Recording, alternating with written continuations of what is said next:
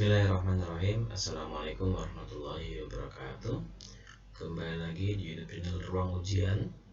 Pada video kali ini saya akan mencoba menjelaskan di kewirausahaan part 5 tentang bisnis plan. Apa sih yang harus kita rencanakan dalam membangun sebuah bisnis? Pengertian bisnis adalah dokumen yang menyatakan keyakinan akan kemampuan sebuah bisnis untuk menjual barang atau jasa dengan menghasilkan profit yang memuaskan dan menarik bagi penyandang dana. Sedangkan yang disebut dengan selling dokumen yang mengungkap daya tarik dan harapan sebuah bisnis kepada penyandang dana potensial.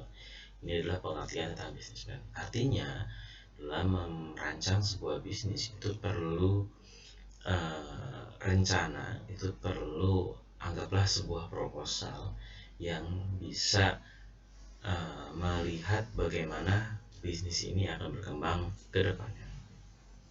Bisnis plan dibuat jangka pendek dan jangka panjang. Artinya, ada dua bisnis plan yang harus dibuat oleh seorang wirausahawan atau calon wirausahaan. Yang pertama adalah bisnis plan yang dibuat jangka pendek, lalu kemudian yang dibuat jangka panjang, yang akan diikuti oleh wirausahawan sehingga bisa digunakan untuk menjawab pertanyaan, di mana saya sekarang, kemana saya sekarang, bagaimana saya bisa sampai di sana. Itu adalah beberapa pertanyaan yang biasanya dipakai untuk membuat sebuah bisnis plan. Pentingnya rencana atau coba-coba. Usaha apa? Mengapa memilih usaha tersebut? Lokasinya di mana? Siapa konsumennya? Dari mana modelnya dan sebagainya. Nah, ini biasanya pertanyaan-pertanyaan yang mendasari pentingnya sebuah bisnis plan atau pentingnya sebuah rencana atau hanya sekedar sebuah coba-coba seperti itu. Kemudian keuntungan perencanaan usaha itu sebagai kendali perusahaan dan menjaga fokus usaha. Artinya membuat sebuah bisnis plan itu bukan hanya sekedar membuat sebuah mimpi atau goal setting ke depannya, tapi ini juga sebagai sebuah kendali dalam melakukan sebuah usaha. Yang utama adalah menjaga fokus usaha ini tetap punya mimpi yang baik ke depannya seperti itu. Nah, ini manfaat dari bisnis plan. Nah, pentingnya bisnis plan. Kenapa sih seorang wirausahaan itu penting membuat sebuah bisnis plan? Yang pertama adalah to sell yourself on the business. Artinya kita bersedia untuk menjual diri sendiri di dalam sebuah bisnis. Menjual diri sendiri ini di sini bukan bermaksud menjual diri, tapi artinya adalah mengoptimalkan seluruh potensi yang ada dalam diri untuk terjun di bidang usaha, untuk membesarkan usaha tersebut. Nah, itu maksud tentang to sell yourself on the business.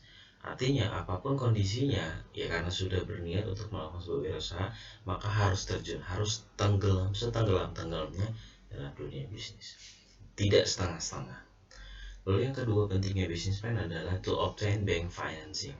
Artinya ada pendanaan bank atau bisa memperoleh pendanaan bank. Lagi-lagi ini sih bukan menjadi hal yang utama, tapi terkadang perencanaan untuk bisa mendapatkan pendanaan bank juga menjadi penting sebetulnya.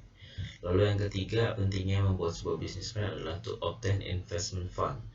Kita bisa memperoleh dana investasi. Artinya dalam melakukan sebuah usaha, kita juga perlu investor-investor yang mampu memberikan dananya untuk menjadi modal dalam kita melakukan sebuah usaha. Lalu pentingnya bisnis plan yang keempat adalah to arrange strategic alliance.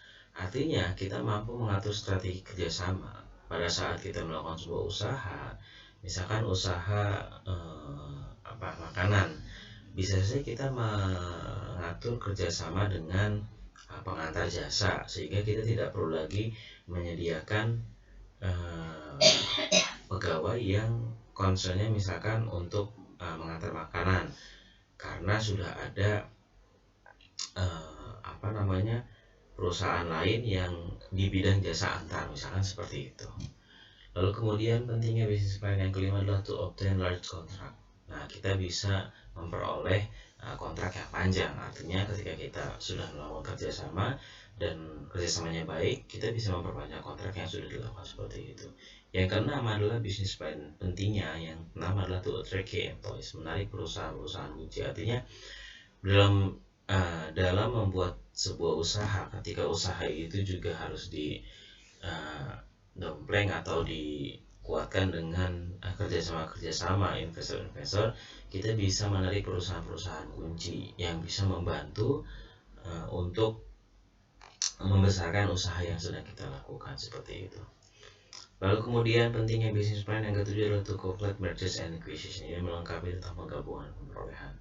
Lalu yang terakhir, pentingnya bisnis plan adalah to motive and focus your management team, memotivasi dan fokus pada manajemen tim. Kita punya goal setting, kita punya bisnis plan, sehingga kita selalu anggaplah bisnis plan itu adalah mimpi ke depan, seperti itu. Sehingga pada saatnya lagi melakukan sebuah usaha, mimpi ini harus selalu dipupuk yang bisa memberikan motivasi dan fokus pada manajemen tim. Karena lagi-lagi usaha harus dilakukan dengan baik, yaitu dengan cara adanya manajemen tim yang baik. Usaha dimulai dengan sesuatu yang baik, tapi ketika memiliki manajemen yang tidak baik, saya kira usaha tidak akan menjadi sesuai dengan rencana atau yang direncanakan. Nah, bisnis plan yang kurang baik biasanya akan berujung pada kegagalan. Bukan berarti ya, tapi artinya biasanya berujung pada kegagalan. Misalkan bisnis plan yang tidak baik adalah tujuannya tidak masuk akal, pengusaha kurang tanggung jawab, pengalaman perencanaan tidak ada, tidak bisa menangkap ancaman dan kelemahan bisnisnya, konsumen tidak mengharap produk tersebut. Artinya bisnisnya hanya coba-coba, atau bisnisnya bukan hanya coba-coba, tapi bisnisnya sembarang bisnis, tidak melakukan bisnis plan yang baik, seperti itu. Mungkin bisnis yang coba-coba, bisnis yang juga tidak direncanakan, yang hanya ala kata saja mungkin membawa keuntungan, tapi keuntungannya keuntungan jangka pendek, tidak keuntungan yang diharapkan bisa memiliki jangka panjang, seperti itu. Stakeholder dalam bisnis plan, pihak intern perusahaan, ada manajer, pegawai, dan karyawan berwenang. Ini adalah orang yang punya peran penting dalam juga membesarkan sebuah wirausaha atau sebuah perusahaan. Sedangkan pihak eksternal perusahaan itu ada investor dan mitra usaha, seperti itu.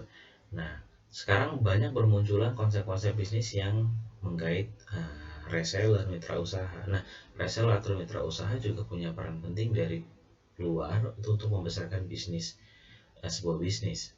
Seperti itu. Misalnya kita mempunyai sebuah produk. Nah, produk kalau kita hanya jual sendiri tanpa adanya mitra usaha, saya yakin produknya tidak akan banyak dikenal dan akan banyak memakan banyak modal dibanding keuntungannya, seperti itu.